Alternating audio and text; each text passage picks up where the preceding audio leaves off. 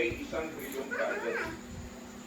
Kayo, para sa mga lumalabas, kaya namin ito ginawa dahil hindi yung maliliit. Kaya batsi-batsi. Pero yung malalaki, sana sekretary, magsalita rin po yun. Kasi yung malalaki, hindi pinulungan. Salamat kat buntis ka. Sinilo.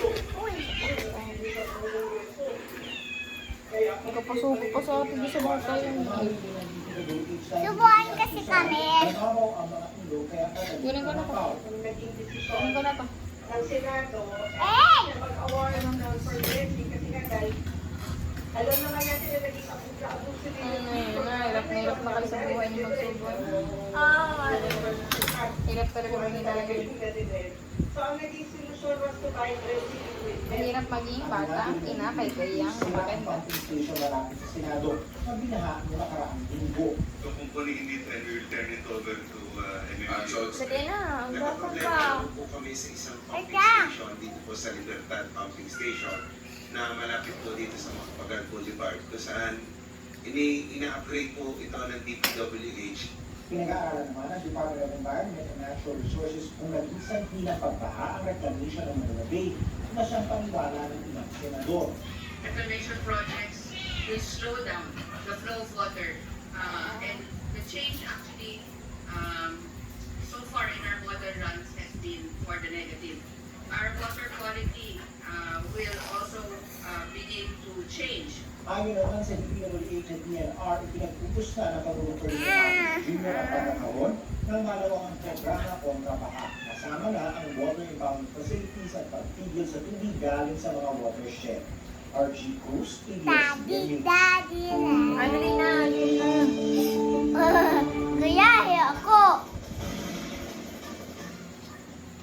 Nagmumuna ng panahon mula kay ABS-CBN resident meteorologist Ariel Rojas. Ariel, may bago ba? Kabayan, patuloy pa rin po makakaranas ng mainit na panahon hanggang tanghali bago ang pagdating at pagbuhos ng ulan sa hapon o gabi, dala po ng thunderstorm. May bahagyang pag-init ang habagat sa ibang bahagi ng bansa pero hindi po ito inaasahan lalakas. At sa ngayon, wala pa rin inaasahang sama ng panahon sa ating bansa hanggang sa susunod na linggo. Sa rainfall forecast ng The Weather Company para bukas, Biyernes sa Luzon, posible po yung mga dalaang pagulan sa ilang lugar sa umaga at tanghali, lalo na sa may bahagi ng Zambales. Sa hapon, malalakas po ang ulan sa may Cordillera, magiging sa may Bulacan, at sa gabi meron po mga pagulan sa ilang lugar sa Central at Southern Luzon.